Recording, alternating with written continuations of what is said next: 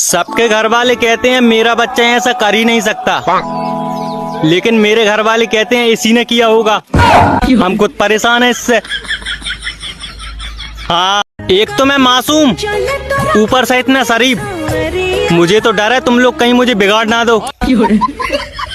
हाँ, आज तक एक भी लड़की नहीं पटा पाया और सबको लगता है मेरी गर्लफ्रेंड है।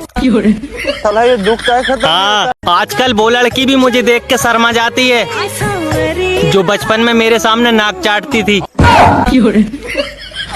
हाँ, सर्दियों में हम धूप सेकने के लिए सूरज को ढूंढते थे, अब गर्मियों में सूरज हमें ढूंढ कर सेक रहा है।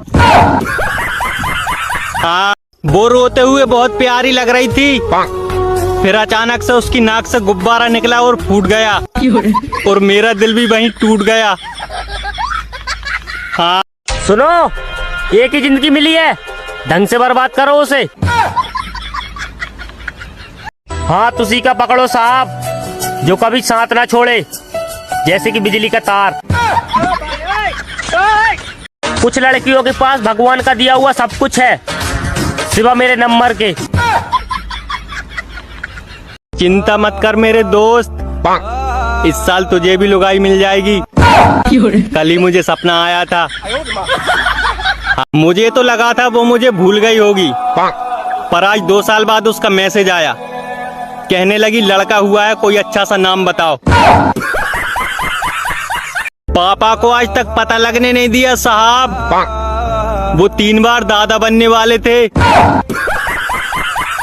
गर्मियां आ गईं, अब सोना मुश्किल हो जाएगा, क्योंकि रात में मच्छर घों घों करेंगे और दिन में कुल्फी वाले पों पों करेंगे।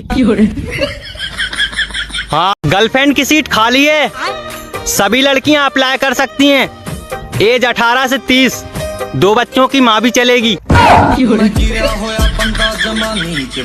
सिर में दर्द हो तो मम्मी को बताते हुए भी डर लगता है साहब, कसूरवार तो बेचारा मोबाइल ही निकलता है। हाँ, ये जो लड़कियां शादी में पसंद आ जाती हैं, ये दोबारा क्यों नहीं मिलती यार। हाँ, सास ससुर सोचते हैं दामाद बेवड़ा ना हो, और साला पूछता है जीजा कौन सा ब्रांड पियोगे।